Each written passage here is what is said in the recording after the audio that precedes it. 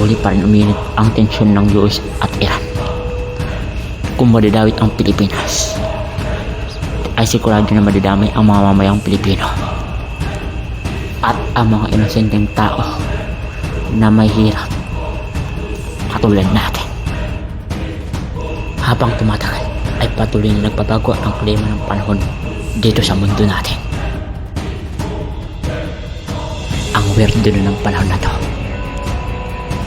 at ang saklap na ng mga pangyaring nagaganap sa mga oras na to. Pero mali ang digma na ginagawa nila, dahil ang pakikipagdigma ay hindi naaayon sa armas, bala at baril na ating dinadala, kundi sa puso't isip at kapayapaan. At kung magkataon man na tayo ay puksain at sakupin, lalaban tayo. Lalaban tayo upang itayo natin at itaguyod natin ang bansang Pilipinas. Kung marami mo silang armas at kung marami silang kargada, nagkakamali sila. Dahil kung sa tingin nyo ang Pilipinas ay maliit, nagkakamali kayo. May mga armas din kami at may kanya-kanya din kami mga baril. Pero ang ginagamit namin, utak at talino at hindi kaguluhan. Kung sa tingin ng ibang bansa kami ay maliit,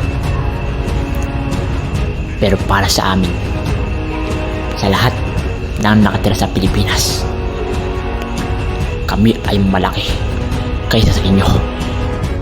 Hindi kami uurong sa labanan kahit ano pang mangyari.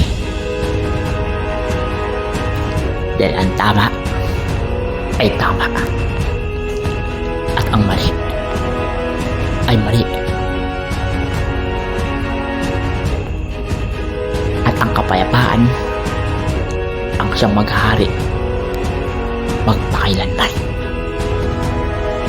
Pilipinas, mula Luzon, Bisaya at Mindanao,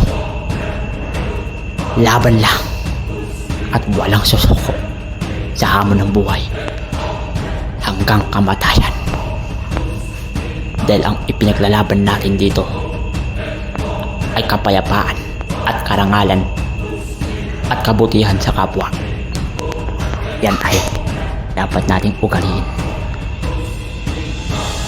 Hanggang dito na lang, Pilipinas. Huwag magpanik, laban lang hanggang anumang mangyari. Pagsubok lang yan. Ang sigaw ko, laban Pilipinas.